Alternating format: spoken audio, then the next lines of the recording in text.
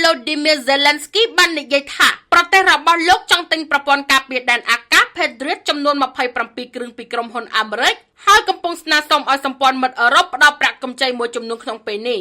បើយោងតាមបទសម្ភាសន៍របស់មេដឹកនាំអ៊ុយក្រែនជាមួយកាសែត The Guardian ចេញផ្សាយនៅថ្ងៃ9 ខែវិច្ឆិកាសំណើនេះកើតឡើងនៅពេលដែលរុស្ស៊ីបង្កើនការវាយប្រហារលើហេដ្ឋារចនាសម្ព័ន្ធថាមពលរបស់អ៊ុយក្រែននៅមុខរដូវរងាការវាយប្រហារនៅថ្ងៃទី8 ខែវិច្ឆិកាបានធ្វើឲ្យរោងចក្រថាមពលកម្ដៅទាំងអស់ដែលគ្រប់គ្រងដោយក្រុមហ៊ុនរដ្ឋ Centrenigo ត្រូវបានបិទទ្វារយោងតាម Kyiv Independent ក្រុមមន្ត្រីអ៊ុយក្រែនបានឲ្យដឹងថាការវាយប្រហាររបស់រុស្ស៊ីក៏បានសម្លាប់មនុស្ស3នាក់និងរបួសយ៉ាងហោចណាស់18នាក់នៅក្នុងតំបន់ Donetsk និង Kherson ក្នុងរយៈពេល24ម៉ោងកន្លងមកលោក Zelensky បានសង្កត់ធ្ងន់ថាអ៊ុយក្រែននៅតែត្រូវការជំនួយអន្តរជាតិបន្ថែមទៀតរហូតដល់ចប់សង្គ្រាមលោកបានរៀបរាប់ថាវាមិនគ្រប់គ្រាន់ទេវាគ្រប់គ្រាន់នៅពេលដែលសង្គ្រាមចប់ហើយគ្រប់គ្រាន់នៅពេលដែលពូទីនយល់ថា